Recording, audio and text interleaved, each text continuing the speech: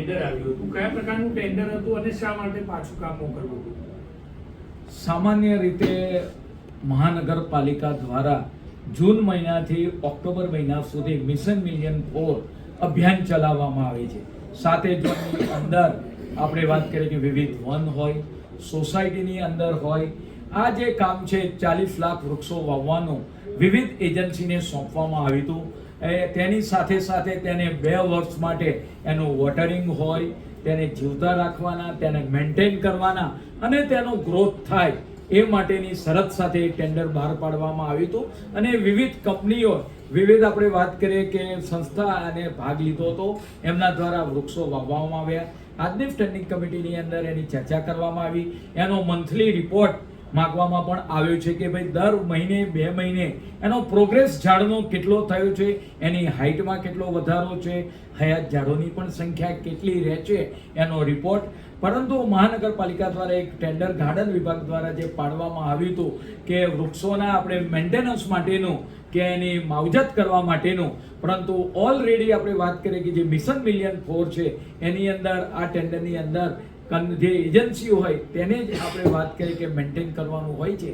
તેથી હાલ આ ટેન્ડર હાલ પૂરતું તો સ્થગિત રાખવામાં આવ્યું છે. સાહેબ, સવાલ એ થાય છે કે ટેન્ડર રદ કરવું પડ્યું એઝ અ ચેરમેન તરીકે આપણે કમિટીએ, તો અધિકારીને ખબર નથી, કારણ કે ગાર્ડન વિભાગની આ બેદરકારી ન કહેવાય કે ટેન્ડર ફ્રોડ કર્યું, પહેલા ટેન્ડર થઈ છતાં પણ આ ફ્રોડ કરીને અલગથી બજેટ ફાળવવાની વાત કરી, જાણી જોઈને બધું. સામાન્ય રીતે કાર્યવાહી કરાશે સ્ટેન્ડિંગ કમિટીની અંદર આ મુદ્દે વ્યાપક એની વિસ્તૃત ચર્ચા પણ કરવામાં આવી હતી કે જ્યારે પણ કામ આપવામાં આવ્યું ત્યારે માવજત કરવાની જવાબદારી જે તે એજન્સીએ 40 લાખ વૃક્ષોની એમાં લીધેલી હતી. આ જોતા જ આ જે નવું જે ટેન્ડર કરવામાં આવ્યું હતું એને આપણે વાત કરીએ કે આમાં જરૂરિયાત હોતી નથી અને આ વાત કરીએ કે પ્રજાના પણ પૈસા વેડફાય નહીં, એટલે માટે આપણે વાત કરીએ કે આ ટેન્ડર એને રદ કરવાનો નિર્ણય કરવામાં આવ્યો. અધિકારીની જવાબદારી બને છે ખરી, કારણ કે ફ્રોડ કરે 100% આમની અંદર જે પણ હશે એની ચર્ચા કમિશનર લેવલે એની ચર્ચા કરી આગળની કાર્યવાહી પગલાં લેવાની કરવામાં આવશે. કોર્પોરેશનના રોડની વાત કરવામાં આવી હતી, કયા પ્રકારનો ડસ્ટ ફ્રી રોડ હશે અને કયા પ્રકારનું તૈયારી કરવાની? અમદાવાદ મહાનગરપાલિકાના જુદા જુદા રોડ આધુનિક અને લેટેસ્ટ બનાવવામાં આવી રહ્યા છે. જે રીતે એરપોર્ટ ખાતેનો રોડ 2 કિલોમીટરનો આઇકોનિક રોડ બનાવવામાં આવ્યો, એ જ રીતે તબક્કાવાર વૈષ્ણવ દેવીથી શરૂ કરી ઉજાલા સુધી એનો જે પહેલો ફેઝ છે ડસ્ટ ફ્રી, પકવાન સર્કલથી શરૂ કરી ઇસ્કોન મંદિર સુધીનો આપણે વાત કરીએ કે હાલ પૂર્ણતાના આધારે છે. આ રોડની અંદર લેન્ડસ્કેપિંગ, સિનિયર સિટીઝનો માટે બેસવાની વ્યવસ્થા, તદુપરાંત ત્યાં આગળ જીમ અને આપણે વાત કરીએ કે ફાઉન્ટેન, આવી રીતે એક આધુનિક કક્ષાનો આપણે વાત કરીએ કે સર્વિસ રોડ તૈયાર કરવામાં આવ્યો છે. એનો પ્રથમ ફેઝ લગભગ 2.5 કિલોમીટરનો પૂર્ણતાને આરે છે. ડિસેમ્બર મહિનાના એન્ડની અંદર આ જે છે પકવાનથી ઇસ્કોન જંકશન સુધીના રોડનું એને ખુલ્લો મૂકવામાં આવશે.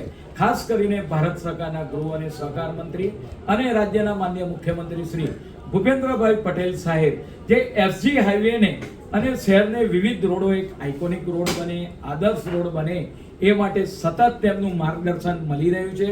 તેમના માર્ગદર્શન હેઠળ પ્રથમ તબક્કાનો રોડ પકવાનથી ઇસ્કોન સુધીનો હાલ પૂર્ણતાના આધારે છે. ટૂંક સમયમાં તેનું લોકાર્પણ કરવામાં આવશે. ગાર્ડન વિભાગનું એક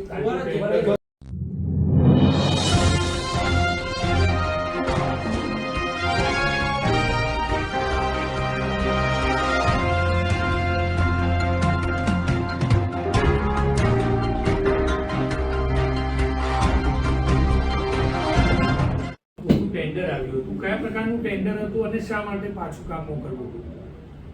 સામાન્ય રીતે મહાનગરપાલિકા દ્વારા જૂન મહિનાથી ઓક્ટોબર મહિના સુધી મિશન મિલિયન 4 અભિયાન ચલાવવામાં આવે છે.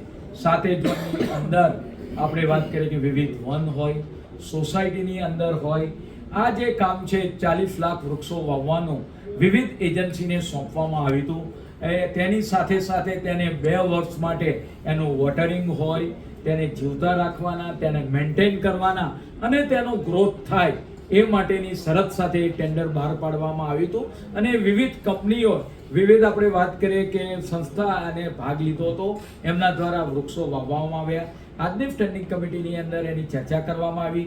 એનો મંથલી રિપોર્ટ માંગવામાં પણ આવ્યો છે કે ભાઈ દર મહિને 2 મહિને એનો પ્રોગ્રેસ ઝાડનો કેટલો થયો છે, એની હાઇટમાં કેટલો વધારો છે, હયાત ઝાડોની પણ સંખ્યા કેટલી રહે છે એનો રિપોર્ટ.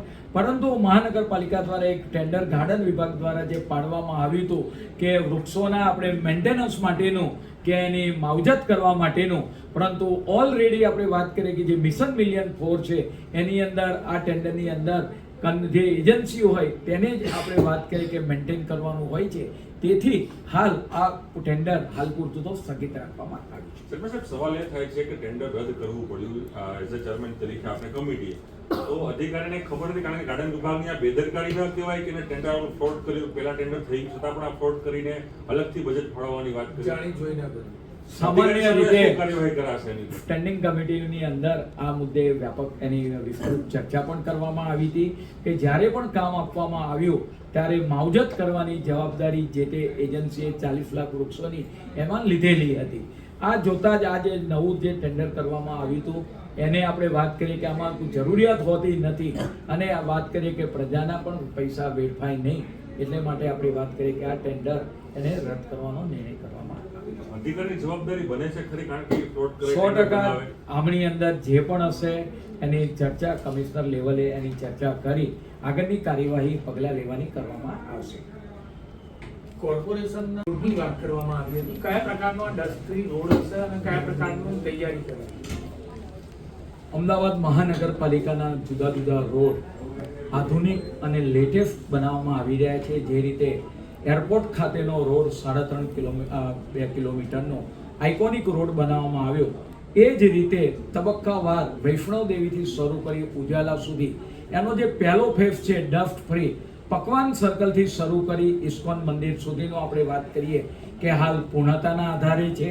આ રોડની અંદર લેન્ડસ્કેપિંગ, સિનિયર સિટીઝનો માટે બેસવાની વ્યવસ્થા, તદુપરાંત ત્યાં આગળ જીમ અને આપણે વાત કરીએ કે ફાઉન્ટેન, આવી રીતે એક આધુનિક કક્ષાનો આપણે વાત કરીએ કે સર્વિસ રોડ તૈયાર કરવામાં આવ્યો છે. એનો પ્રથમ ફેઝ લગભગ 2.5 કિલોમીટરનો પૂર્ણતાને આરે છે. ડિસેમ્બર મહિનાના એન્ડની અંદર આ જે છે પકવાનથી ઇસ્કોન જંકશન સુધીના રોડનું એને ખુલ્લો મૂકવામાં આવશે. ખાસ કરીને ભારત સરકારના ગૃહ અને સહકાર મંત્રી અને રાજ્યના માનનીય મુખ્યમંત્રી શ્રી ભૂપેન્દ્રભાઈ પટેલ સાહેબ જે એસજી હાઈવેને અને શહેરને વિવિધ રોડો એક આઇકોનિક રોડ બને, આદર્શ રોડ બને, એ માટે સતત તેમનું માર્ગદર્શન મળી રહ્યું છે. તેમના માર્ગદર્શન હેઠળ પ્રથમ તબક્કાનો રોડ પકવાનથી ઇસ્કોન સુધીનો હાલ પૂર્ણતાના આધારે છે. ટૂંક સમયમાં તેનું લોકાર્પણ કરવામાં આવશે. ગાર્ડન વિભાગનું એક